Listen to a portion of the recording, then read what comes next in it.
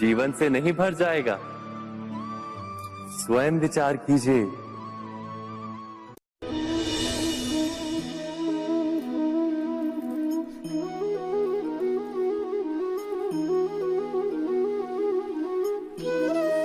ज्ञान प्राप्ति सदा ही समर्पण से होती है, ये हम सब जानते हैं। किंतु समर्पण का वास्तविक महत्व क्या है? क्या हमने कभी विचार किया? मनुष्य का मन सदा ही ज्ञान प्राप्ति में विभिन्न बाधाओं को उत्पन्न करता है। कभी किसी अन्य विद्यार्थी से ईर्ष्या हो जाती है, कभी पढ़ाए हुए पाठों पर संदेह जन्मता है और कभी गुरु द्वारा दिया गया दंड मन को अहंकार से भर देता है। नहीं, क्या ऐसा नहीं होता? न जाने कैसे कैसे विचार मन को भटकाते हैं और मन की इसी अयोग्य स्थिति के कारण हम ज्ञान प्राप्त नहीं कर पाते। मन की योग्य स्थिति केवल समर्पण से निर्मित होती है। समर्पण मनुष्य के अहंकार का नाश करता है। ईर्ष्या, महत्वाकांक्षा आदि भावनाओं को दूर कर हृदय को शांत करता है और मन को एकाग्र करता है। वास्तव में ईश्वर की सृष्टि में ना ज्ञान की मर्यादा है, ना ज्ञानियों की। गुरु दत्तात्रेय ने तो गाय और श्वान से भी ज्ञान प्राप्त कर लिया था। अर्थात विषय ब्रह्म ज्ञान का हो या जीवन के ज्ञान का या गुरुकुल में प्राप्त होने वाले ज्ञान का, उसकी प्राप्ति के लिए गुरु से अधिक महत्व है उस गुरु के प्रति हमारा समर्पण। क्या यह सत्य नहीं?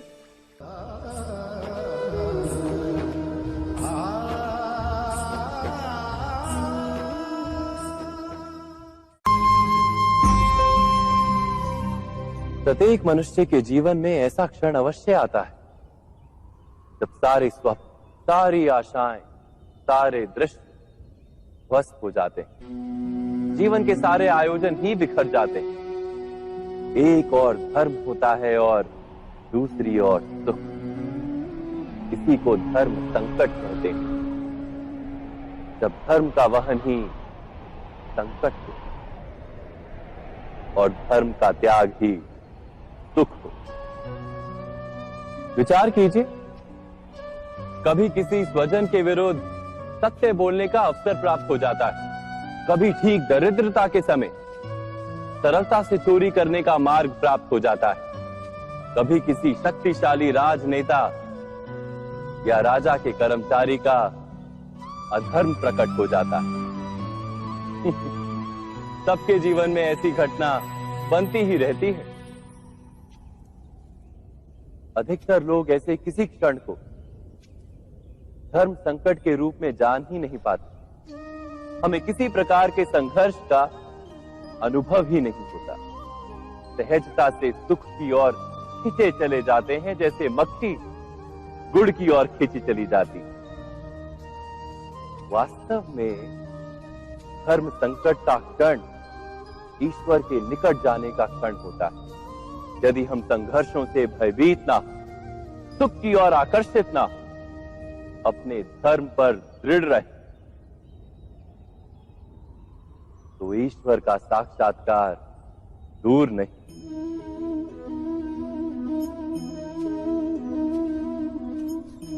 पवन से युद्ध करने वाला पत्ता यदि पेड़ से गिरता है तो भी आकाश की ओर उठता है।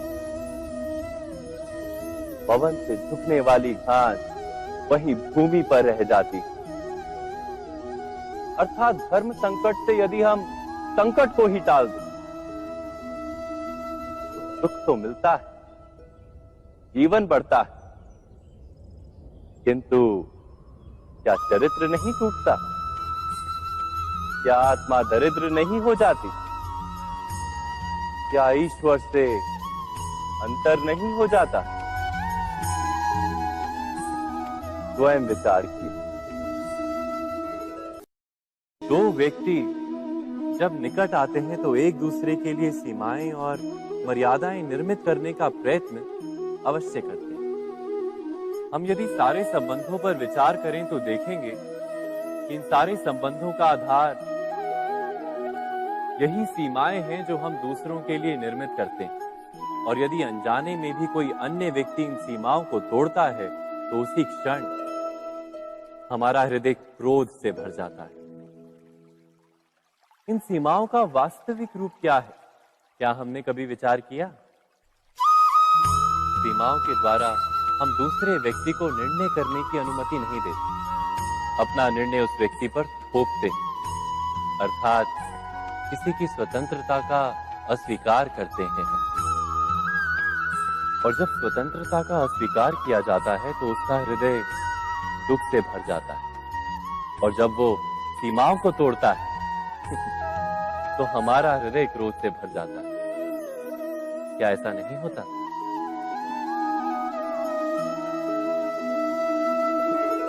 पर यदि एक दूसरे की स्वतंत्रता का सम्मान किया जाए तो किसी मर्यादाओं या सीमाओं की आवश्यकता ही नहीं होती। अर्थात जिस प्रकार स्वीकार किसी संबंध का देह है, क्या वैसे ही स्वतंत्रता किसी संबंध की आत्मा नहीं? स्वयं विचार कीजिए। सबके जीवन में ऐसा प्रसंग अवश्य आता है कि सत्य कहने का निश्चय होता है हृदय में, किंतु मुख से सत्य निकल नहीं पाता। कोई भय मन को घेर लेता है। किसी घटना अथवा प्रसंग के बारे में बात करना, या फिर स्वयं से कोई भूल हो जाए उसके बारे में कुछ बोलना, क्या ये सत्य है? नहीं, ये तो केवल तथ्य है। अर्थात जैसा हुआ था वैसा केवल बोल देना सामान्य सी बात है। किंतु कभी कभी उस तथ्य को बोलते हुए भी भय लगता है। कदाचित किसी दूसरे की भावनाओं का विचार आता है मन, दूसरे को दुख होगा ये भय भी शब्दों को रोकता है। तो ये सत्य क्या है? क्या हमने कभी विचार किया है? जब भय रहते हुए भी कोई तथ्य बोलता है तो वो सत्य कहलाता है। वास्तव में सत्य कुछ और नहीं, केवल निर्भयता का दूसरा नाम है। और निर्भय होने का कोई समय नहीं होता, क्योंकि निर्भयता आत्मा का स्वभाव है। अर्थात क्या प्रत्येक क्षण सत्य बोलने का क्षण नहीं होता?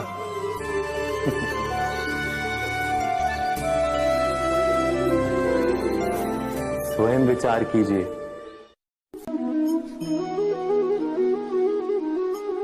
श्रेष्ठता का क्या अर्थ है? श्रेष्ठता का अर्थ है दूसरों से अधिक ज्ञान प्राप्त करना। अर्थात मूल्य इस बात का नहीं कि स्वयं कितना ज्ञान प्राप्त किया, मूल्य इस बात का है कि प्राप्त किया हुआ ज्ञान अन्य लोगों से कितना अधिक है।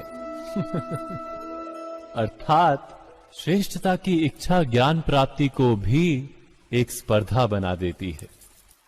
और स्पर्धा में विजय अंतिम कब होती है?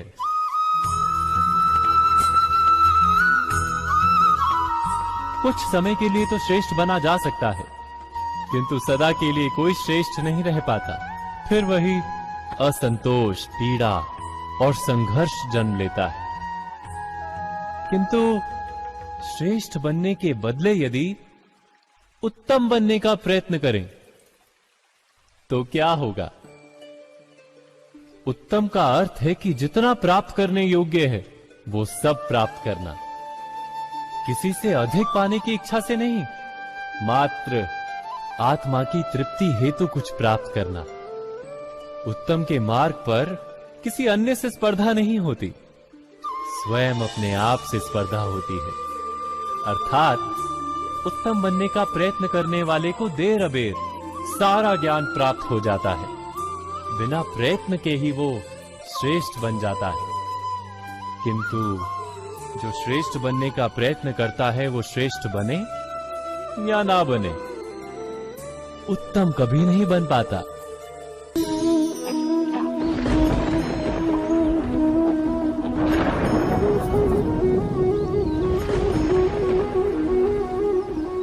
सपनों और पूर्वाभासों के आधार पर हम भविष्य के सुख दुख की कल्पना करते हैं, भविष्य के दुख का कारण दूर करने के लिए हम आज योजना बनाते हैं, किंतु कल के संकट को आज निर्मूल करने से हमें लाभ मिलता है या हानि पहुंचती है, ये प्रश्न हम कभी नहीं करते। सत्य तो ये है कि संकट और उसका निवारण साथ जन से, व्यक्ति के लिए भी और सृष्टि के लिए भी। नहीं, आप अपने भूतकाल का स्मरण कीजिए, इतिहास को देखिए, आप तुरंत ही ये जान पाएंगे कि जब जब संकट आता है तब तब उसका निवारण करने वाली शक्ति भी जन्म लेती है। यही तो जगत का चलन है। वस्तुतः संकट ही शक्ति के जन्म का कारण है। प्रत्येक व्यक्ति जब संकट से निकलता है तो एक पद आगे बढ़ा होता है, अधिक चमकता है, आत्मविश्वास से अधिक भरा होता है, न केवल अपने लिए अपितु विश्व के लिए भी। क्या ये सत्य नहीं?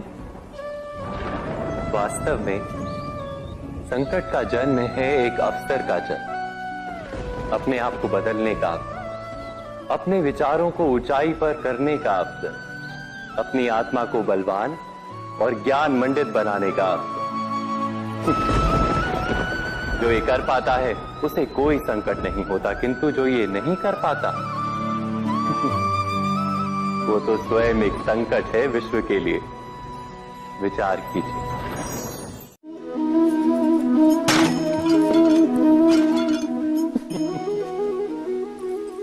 कभी कभी कोई घटना मनुष्य के जीवन की सारी योजनाओं को तोड़ देती और मनुष्य उस आघात को अपने जीवन का केंद्र मान लेता। पर क्या भविष्य मनुष्य की योजनाओं के आधार पर निर्मित होते हैं? नहीं।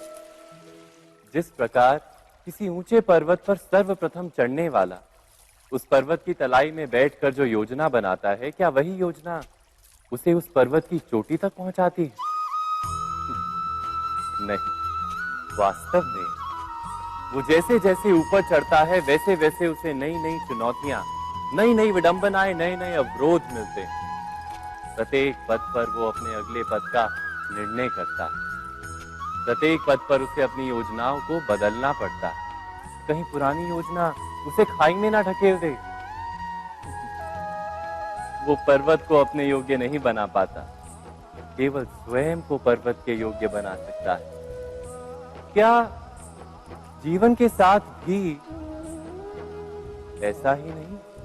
जब मनुष्य जीवन में किसी एक चुनौती को, एक अवरोध को अपने जीवन का केंद्र मान लेता है, अपने जीवन की गति को ही रोक देता है, तो वो अपने जीवन में सफल नहीं बन पाता और ना ही सुख और शांति प्राप्त कर पाता। अर्थात जीवन को अपने योग्य बनाने के बदले स्वयं अपने को जीवन के योग्य बनाना ही सफलता और सुख का एकमात्र मार्ग नहीं? स्वयं विचार कीजिए।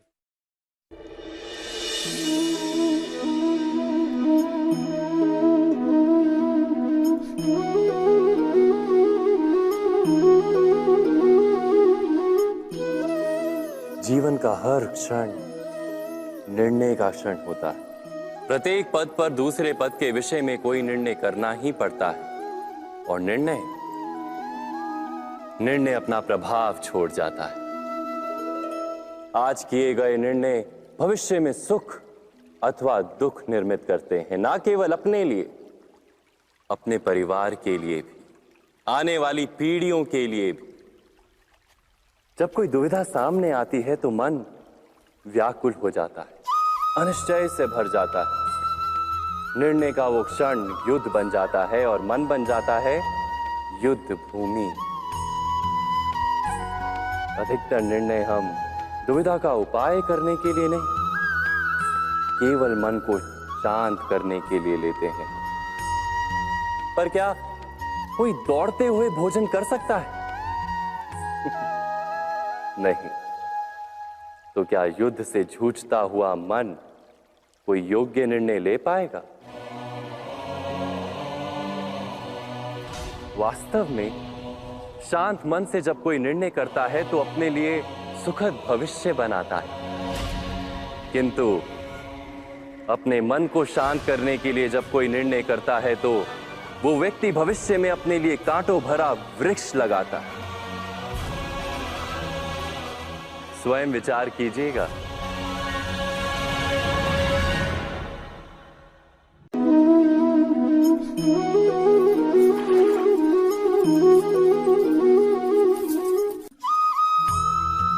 जीवन में आने वाले संघर्षों के लिए जब मनुष्य स्वयं को योग्य नहीं मानता, जब उसे अपने ही बल पर विश्वास नहीं रहता, तब वो सद्गुणों को त्याग कर दुर्गुणों को अपना